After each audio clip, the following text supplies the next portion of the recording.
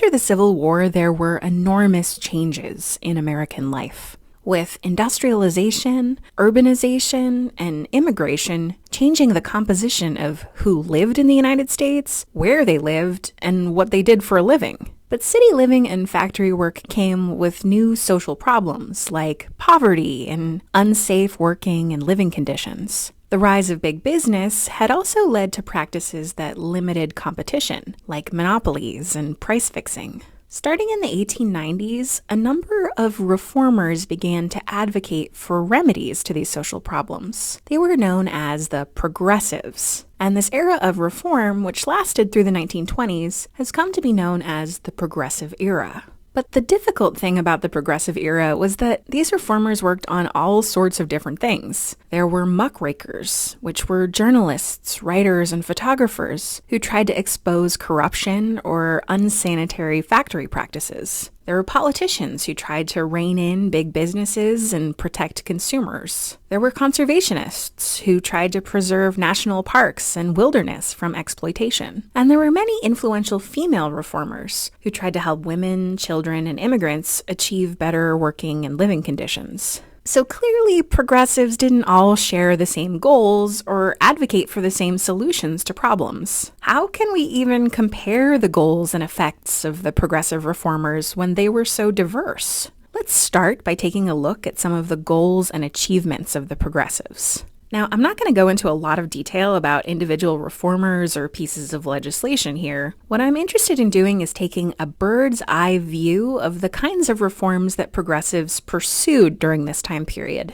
First, there were those who advocated for sanitation and consumer protections, like Upton Sinclair, whose novel The Jungle exposed the unsanitary conditions in factories that made food products. The outrage that book generated led to the passage of laws like the Pure Food and Drug Act of 1906.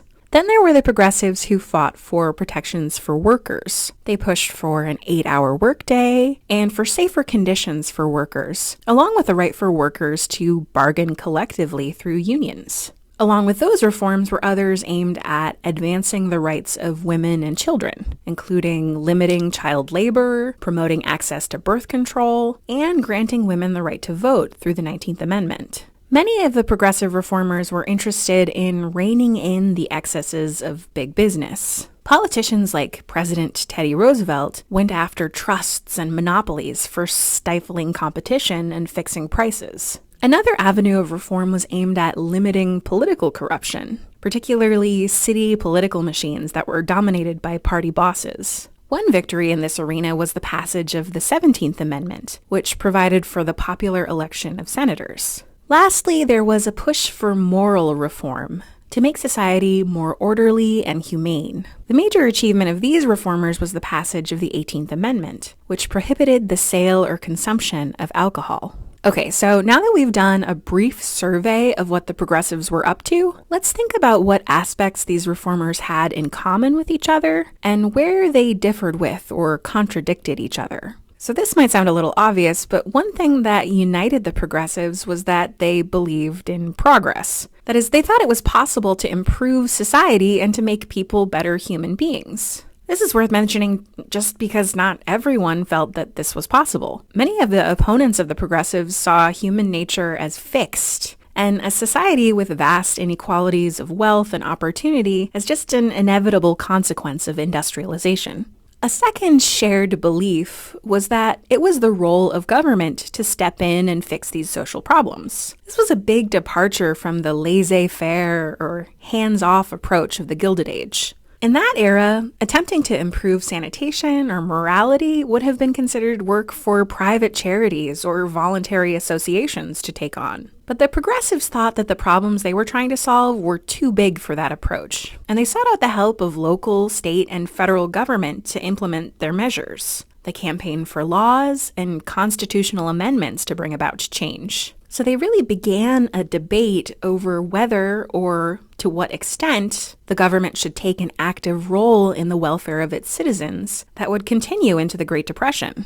But the progressive movement was also riddled with divisions and internal contradictions. One of these was around voting rights. The progressives expanded democracy by winning the right to vote for women, But they also advocated for restricting the vote to who they considered good voters, white, educated, native-born people. They worked to impose literacy tests and residency requirements in the North, and made no effort to challenge Jim Crow laws preventing African Americans from voting in the South. Progressives were also divided on the issue of immigration.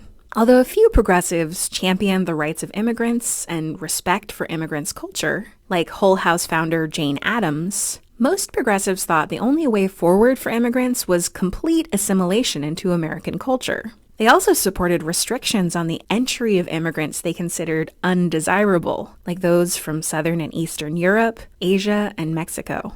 These beliefs around who was fit to vote or to be an American citizen derived from the flawed racial science of the day, which categorized white Anglo-Saxons as the most evolved race, and everyone else falling somewhere along a continuum of less evolved peoples. With the exception of African American activists like Ida B. Wells, progressive reformers supported segregation and pretty much turned a blind eye towards the working and living conditions of African Americans. Some progressives even advocated eugenics, a plan to improve the American gene pool by encouraging native white women to have more babies and discouraging undesirables from reproducing, sometimes through forced sterilizations.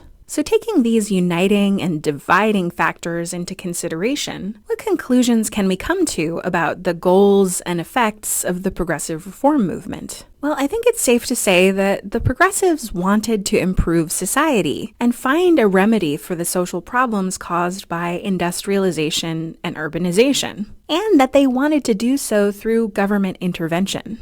But their goals were also limited. They only wanted these improvements for those they deemed worthy to participate in American society. As for how effective their reforms were at solving the problems of industrialization and urbanization, well, they did succeed in curbing some of the worst problems of corruption, sanitation, and exploitation. But we would also need to look ahead to the 20s and 30s to see how much things really changed. Spoiler alert, this booming era of industry was about to end with a crash.